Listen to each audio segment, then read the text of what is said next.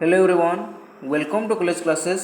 ए video रे आमे +3 fourth semester रे आमको जो इंटर्नशिप पेपर दिखाई यार कृषि और कृषि आधारित इंटर्नशिप उपर देखा। पूर्व वीडियो मानक आमे सेल्फ हेल्प ग्रुप गवर्नमेंट और प्राइवेट इंस्टीट्यूशन मानक मध्य स्कूल को देखी, अंगनवाड़ी को देखी, हैंडलूम भी सरी आमर हॉस्पिटल उपर सरी जहाँ दरकार ताहा समस्ते देखिपारे। 50 पेज किपर लिखे यार मध्य टेक्निक दिखाई क्यों चैप्टर केते पेज हम ताकू देखीदे समस्त जानीपारे। आ प्रतिदिन जोपरी भाव आम से फिल्ड को विजिट करते आठ कम करते 120 घंटा ताकू लिखा। प्रथम रमर कंटेन्ट्स आमर सूचीपत्र। प्रथम रही आमर कृतज्ञता घोषणापत्र प्रमाणपत्र तालिका चित्र और सारणी गुड़िक आम जहाँ कलेक्ट करते। अध्याय 1 रे आमर परिचय रहिबो कृषिर परिचय, कृषि गुरुत्व कौन रही भारत में कृषकर अवस्था, आमर साहित्य समीक्षा आम सेठाक जाए कौन कौन देखिले, आमर गवेषणा प्रक्रिया क्यों क्यों प्रणाली मध्य आम गवेषणा करते। आमर चतुर्थ अध्याय रहिबो तथ्य विश्लेषण और अवलोकन, आउ पंचम अध्याय रहिबो निष्कर्ष और परामर्श। यह समस्ते यहीपरि भाव प्रथम कंटेन्ट्स देदेवे जहाँद्वारा भाई भाई आमको आमर आकर्षण बढ़ी पार। प्रथम रही आमर एक्नॉलेजमेंट कृतज्ञता। आम कौन करवा जो कृषकों आम 120 घंटा कार्य शिखी ताकू धन्यवाद देवा। आम सहित जो मेंटर होते सुपरभाइजर होते आम धन्यवाद जनइबा। नेक्स्ट रही आमर घोषणापत्र। आम घोषणा करवा मुझे रिपोर्ट प्रस्तुत करुँची संपूर्ण भाव सठिक। नेक्स्ट रहा सर्टिफिकेट गुड़िक दुईटी सर्टिफिकेट रमर इंस्टीट्यूशन ठार जो आम कार्य करें तार सर्टिफिकेट आमर सुपरभाइजर को सर्टिफिकेट आम सहित जी जाइए सी कहे ये प्रकृति छात्र रिपोर्टटी सत्य अटे। तापर रमर तालिका चित्र और सारणी गुड़िक। प्रथम चित्र कौन रमर कृषि जमीर चित्र आमर धान चाष प्रक्रियार चित्र गुड़िक, सिंचाई व्यवस्था कृषि उपकरण गुड़िक, कृषकों सह आलोचना उत्पादन सारणी जैविक सार प्रस्तुति इत्यादि गुड़िक। प्रथम रही अध्याय 1 परिचय इंट्रोडक्शन कृषिर परिचय। कृषि हूँ भारतर मूल अर्थनैतिक आधार। भारतर अधिकांश लोक कृषि उपर निर्भर करते। आमर भारत जिते भी लोक रही तार 50% अधिक लोक कौन करते चाष कार्य करते। ग्रामांचल कृषि लोक मान जीवन और जीविकार मुख्य उत्स अटे। यहीपरि भाव कौन करेंगे कृषिर गोटे छोटिया इंट्रोडक्शन देवे। कृषिर आमर गुरुत्व कौन रही भारत में खाद्य जोगाण करथांती कृषक माने रोजगार सृष्टि होता है, शिल्पपाई कंचामाल आसी थाए, आमर ग्रामीण उन्नति होता है और जातीय आय वृद्धि होता है। भारतर अनेक शिल्प कृषिर उपरे निर्भर करते यथा क्या आमर वस्त्र शिल्प, चीनी शिल्प, खाद्य प्रस्तुति शिल्प और अनेक शिल्प गुड़िक क्या डिपेंड करथांती आमर कृषि उपरे। भारत में कृषिर अवस्था कौन रही। भारत एक कृषि प्रधान देश। अधिकांश लोक ग्रामांचल बसवास करती और कृषि उपर निर्भर करती। सेमानकर मुख्य चाष कौन रही है धान गहम डाली मका आखु सबुज पनीपरिया इत्यादि। ओडिशार मुख्य फसल है धान। यह गाँ गाँव देखा जाए। आमर ओडिशार बरगढ़ जिला को कौन कहुए आमर भात हांडी बोली कहुए। ग्रामीण जीवन और कृषि किपर रही। ग्रामांचल जीवन कृषि सह सीधासलख भाव जड़ित रही। ग्रामर लोक मैंने कृषि सहित जड़ित क्यों क्यों अन्य क्यों क्यों कृषि करते पशुपालन माछ चाष बगीचा चाष इत्यादि। नेक्स्ट रही आमर अध्ययन उद्देश्य ऑब्जेक्टिव ऑफ स्टडी। कृषि प्रणाली को आमर जो जो उद्देश्य रही लक्ष्य रही से फील्ड को विजिट करी ताहा कौन कृषि प्रणाली को अध्ययन करवा किपरि भाव चाषबास होती देखा। कृषक मानकर कौन कौन समस्या रही आमर जैविक और आधुनिक कृषि विषय जाना। कृषिर ग्रामीण जीवन उपरे प्रभाव अध्ययन करवा। सरकारी कृषि योजना विषय तथ्य संग्रह करवा। सरकार क्यों क्यों हेल्प मिलूँ।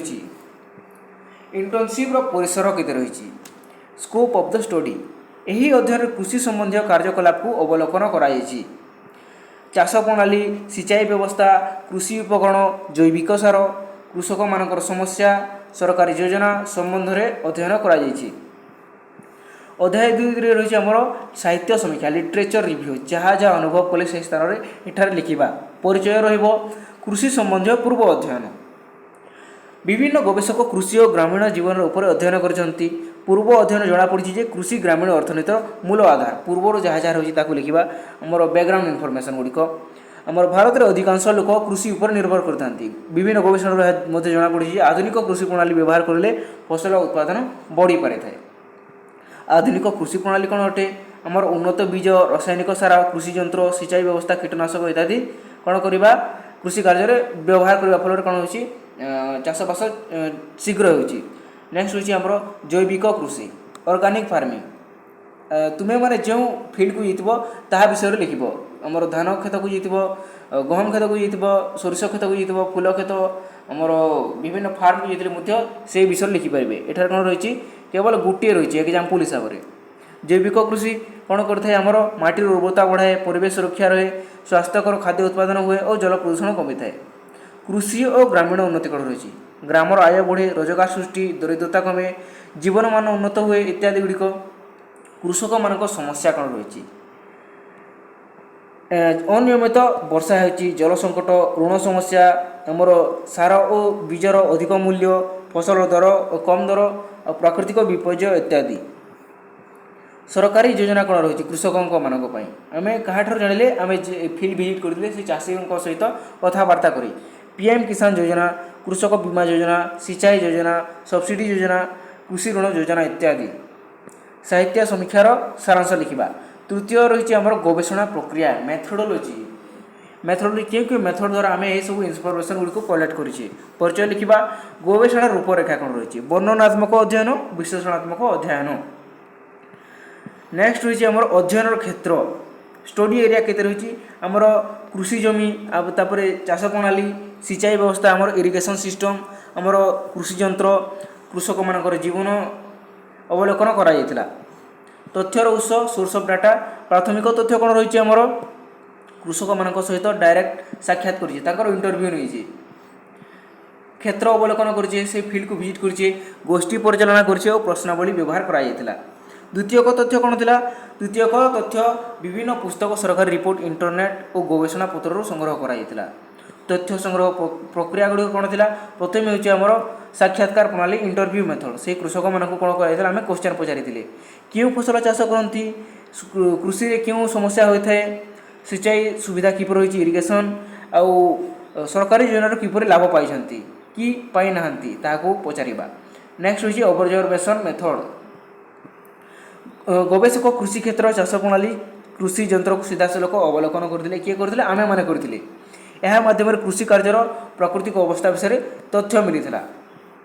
गोष्ठी आलोचना करें कृषकों सहित गोष्ठी भाव में आलोचना करते कृषि समस्या फसल उत्पादन और सरकारी योजना विषय आलोचना करते। तथ्य संग्रहर उपकरण कौन था आमर प्रश्नावली करते आम आमर नोटबुक कैमेरा ऑडियो रेकर्डर कौन एठारे काम ना एटा लिखा ना। नेक्स्ट रही आमर अवलोकन फॉर्म इत्यादि। अध्ययन समस्या कौन कौन रही अध्ययन समस्या खराब पाग थिला आमर यातायातर समस्या रही कृषक मान समय अभाव और सठिक तथ्य मिलबार असुविधा इत्यादि। अध्ययन सारांश लिखा। नेक्स्ट होची आमर चैप्टर 4 तथ्य विश्लेषण और अवलोकन जहाँ जहाँ चैप्टर गुड़िक रही आम कौन करवा आउ टे एक्सप्लेन करी लिखा जो छोटिया छोटिया पैराग्राफ दी जाइए समस्ते ताकू बड़ कर लिखिपारे। परिचय रहिबो कृषि कार्यकलापर अवलोकन चाष आमर जमी चाष करवा बीज बपन धान रोपण सिंचाई कार्य सार प्रयोग फसल कटाई इत्यादि कौन करेंगे समस्ते जो 120 घंटा सेठारे काम करेंगे प्रतिदिन कौन कौन घटला यही तारीख यही समय कौन कौन घटला ताकू लिखे। यही दिन कौन कले चाषी मान सहित कथबार्ता कले यही दिन फील्ड विजिट कले यही दिन यही इनफर्मेशन पाइले यही दिन सरकार प्रोग्राम उपरे आम कथबार्ता कले यह सब लिखिपारे। नेक्स्ट रही आमर कल्टिवेशन प्रणाली आमर कल्टिवेशन प्रोसेस अध्ययन समय पारंपरिक और आधुनिक दुई प्रकार कृषि प्रणाली देखा जाइतिला। पारंपरिक कृषि प्रणाली कौन वृषभ आमर जो षंड रही आमर बलद मान द्वारा चाष कराइला पारंपरिक बीज और प्राकृतिक सार को व्यवहार कराइला। यह प्रणाली खर्च कम हुए किंतु उत्पादन कम होता है। आ गोटे देखिले आम आधुनिक कृषि प्रणाली ट्रैक्टर उन्नत बीज रासायनिक सार कीटनाशक यह द्वारा कौन होते फसल उत्पादन बढ़ुला।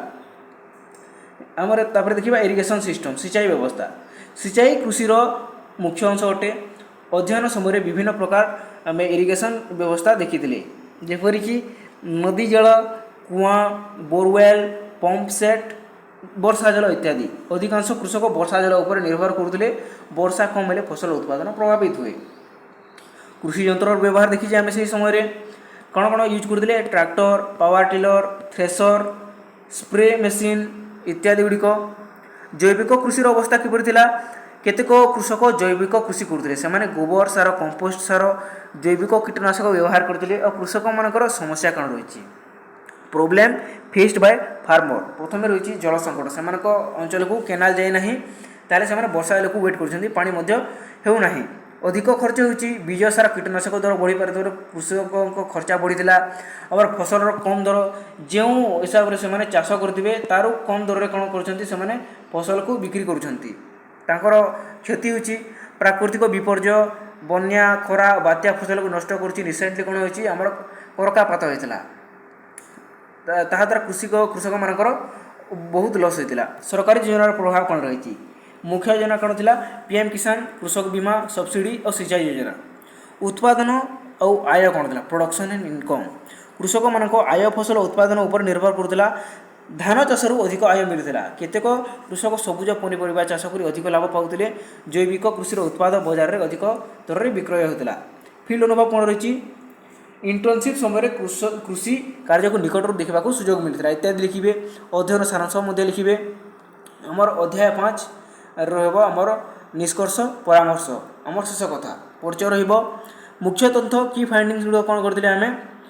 କୃଷି ଗ୍ରାମୀଣ ଜୀବନର ମୂଳ ଆଧାର ଅଟେ, ଆଧୁନିକ କୃଷିର ପ୍ରଣାଳୀ ଅଟେ, ଆଉ ସିଞ୍ଚାଇ ବ୍ୟବସ୍ଥା, ଜୈବିକ କୃଷିର ଗୁରୁତ୍ୱ, ଚାଷୀମାନଙ୍କର ଆର୍ଥିକ ସମସ୍ୟା, ସରକାରୀ ଯୋଜନାର ପ୍ରଭାବ।